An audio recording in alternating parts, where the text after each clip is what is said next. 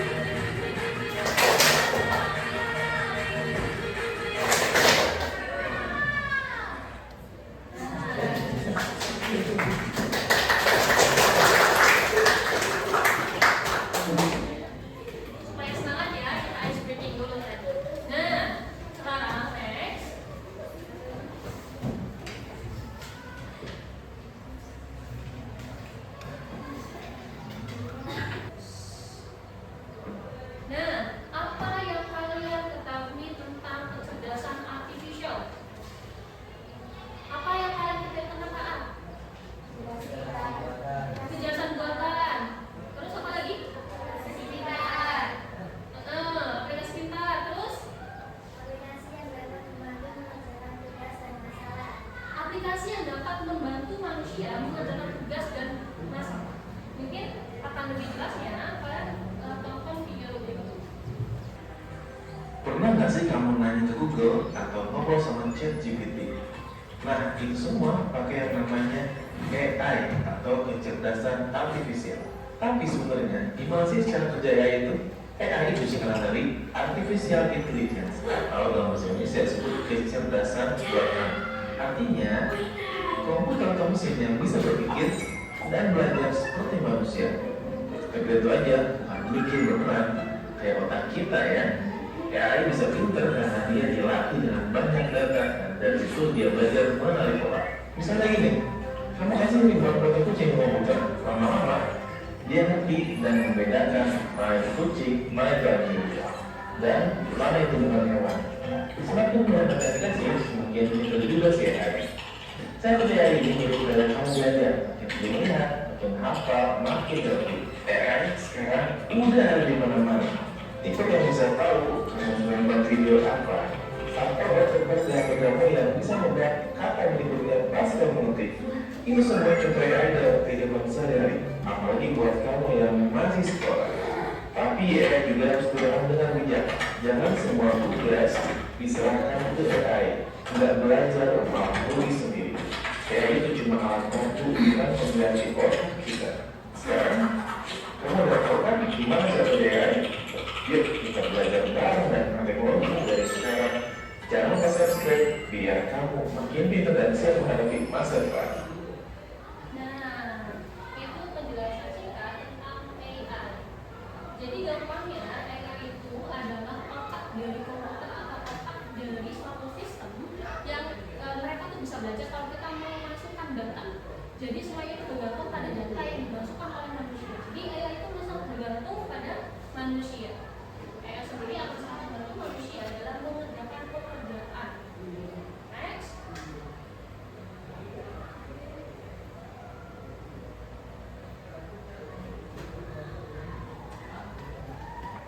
Nah, proses prinsip kerja kecerdasan artificial. Nih, jadi hari itu nanti akan masukin data.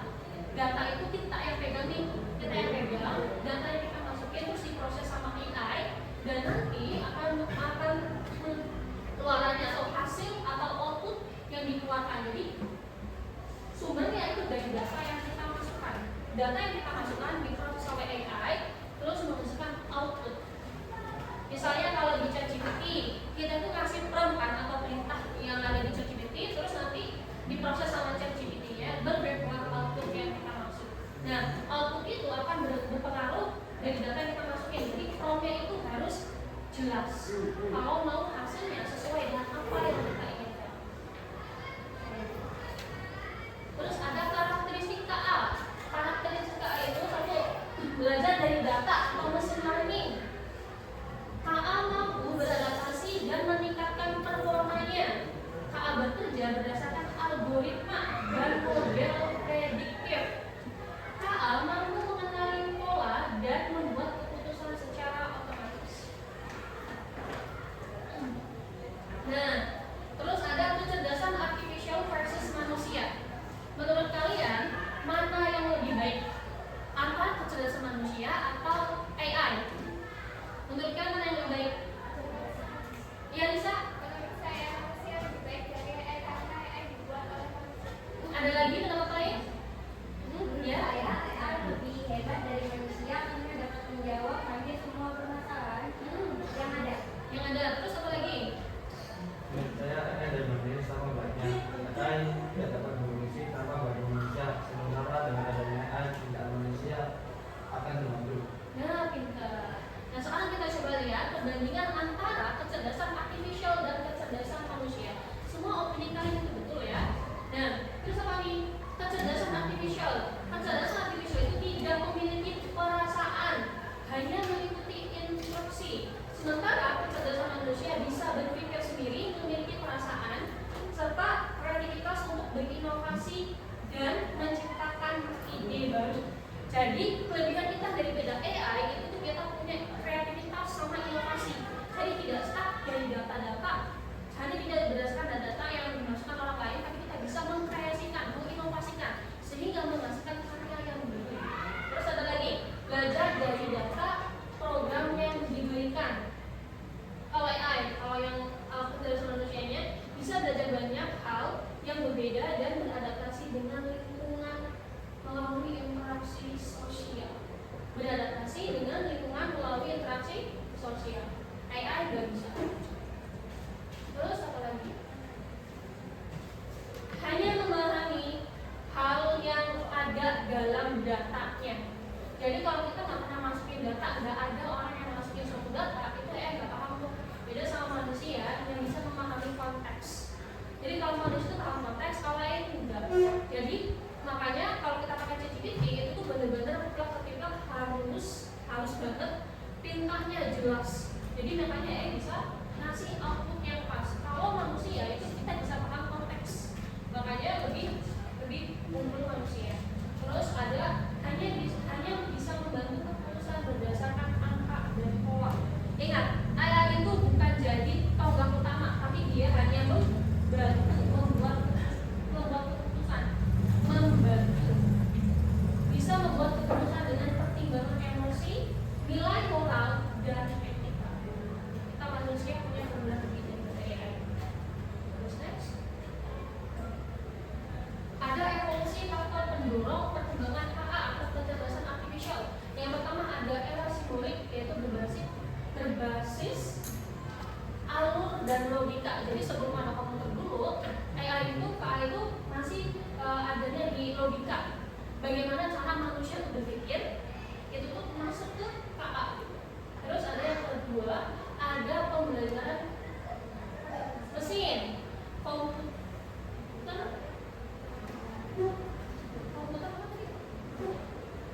belajar dari data. Komputer yang dulu itu, nah itu pakainya komputer. Jadi nanti ada namanya CPU itu untuk tempat KA-nya itu belajar. Nah yang sekarang deep learning itu alat-alat yang kalian gunakan. Contohnya alat-alat yang biasa kalian gunakan itu apa? AI yang biasa kalian gunakan apa aja? Gemini, ChatGPT, Gemini, terus Kici, apalagi? Meta AI, gitu. Nah, apalagi itu tuh yang namanya yang deep learning.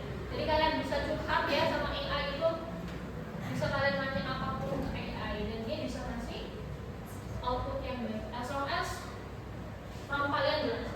Kerjaan kalian bisa berdasarkan fungsinya. Pertama, AI itu ada otomatis tugas menggantikan pekerjaan rutin manusia. Contohnya apa tuh? Yang menggantikan pekerjaan rutin manusia.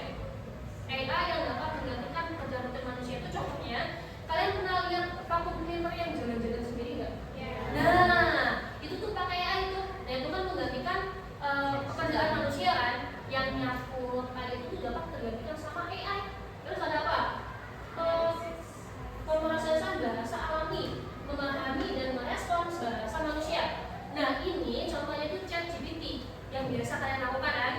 Tuh, memahami dan merespons. ChatGPT merespons nggak? Merespons. ChatGPT itu termasuknya ke pemrosesan bahasa. Kalian bisa memberikan perintah dan ChatGPT bisa memberikan respons. Terus ada pengenalan visual dan suara. Itu juga sama ChatGPT bisa. Yang pakai suara bisa kan? Nah, bisa. Terus apa lagi? Pembelajaran dari data belajar, meningkatkan kinerja dari pengalaman. Sama ChatGPT juga. Biasanya kalau misalnya kalian buka YouTube, buka Facebook atau mungkin buka Netflix, itu biasanya kalau kalian suka film horor, nanti otomatis yang bakalan nongol itu kebanyakan film horor. Kalau kalian sering nonton drama Korea, nanti yang nongol drama Korea juga, ya kan? Biasanya nongol kayak gitu tuh. Nah itu tuh AI yang bikin. Terus ada keamanan dan pengawasan, mendeteksi ancaman aktivitas yang mencurigakan. Biasanya ada kalau kalian nonton drakor, itu ada tuh yang pakai pintunya, tau nggak? Nah itu juga pakai AI. Terus yang kamera CCTV itu juga ada tuh yang mendeteksi kalau ada hal-hal yang ganjil, biasanya bunyi. Nah gitu. Terus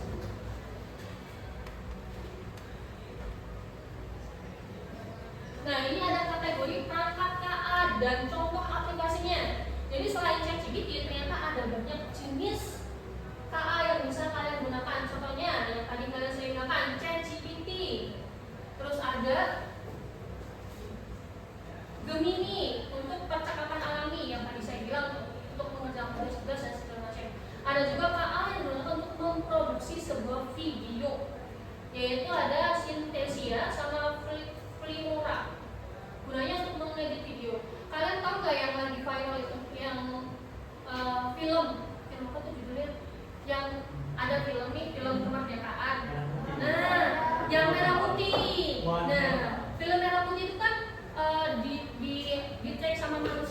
dibuat sama manusia itu hasilnya katanya jelek ya. Tapi ternyata setelah dibuat pakai AI itu hasilnya bagus, lebih jernih, itu kan. Nah itu ternyata kita juga bisa buat pakai video, pakai AI, pakai Synthesia dan film. Gitu. Terus mau tulis rapat ada Vatom dan Yota. Ada penulisan pakai Pseudo Word Writer. Terus ada pembuatan gambar pakai Midjourney sama Delphi. Terus ada manajemen proyek, ada Asana dan ClickUp. Layanan pelanggan ada video AI, sama presentasi ada Gamma. Bisa. Dari banyaknya AI yang ada di sini, mana yang kalian sering pakai ini? ChatGPT sama Gemini. Selain itu, udah. Berarti jarang bikin video apa gitu ya. Pernah bikin konten nggak pakai AI di sosial media? Enggak pernah. Bikin konten apa tuh, Ul? Edit video. Buat apa edit videonya, Ul? Oh, biar videonya jernih itu pakai AI ya. Kamu pakai AI apa kemarin, Ul? Pakai Meta AI yang BA itu? Oh, bisa. Caranya gimana tuh? Oh, linknya nanti dikirim sama si Meta AI. Oh, berarti kita bisa tuh pakai AI Meta. Gampang banget ya, biasanya punya semua. Nah, dari pembelajaran tadi ada yang ditanyakan? Tidak ada, cukup? Oke, kalau sudah cukup, kalian bisa isi link assessment yang sudah saya share ke kalian. Silahkan dibuka HP-nya.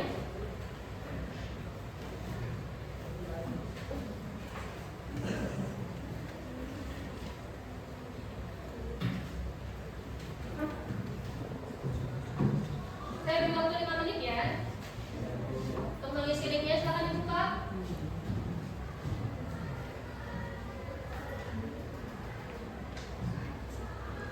Sudah? Sudah? Sudah. Nah, sekarang coba kalian buka lagi. Saya sudah memberikan link refleksi ya ke HP kalian. Silakan dibuka. Nah, link refleksinya silakan diisi. Saya beri waktu 5 menit.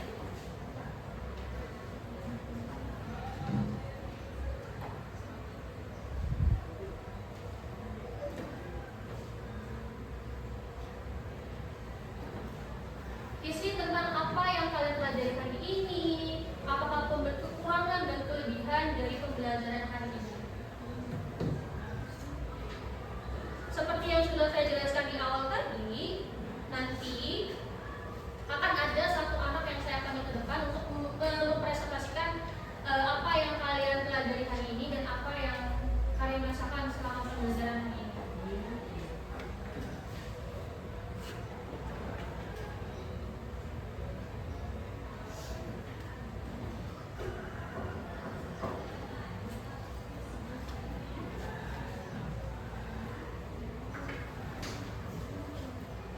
Sudah? Sudah?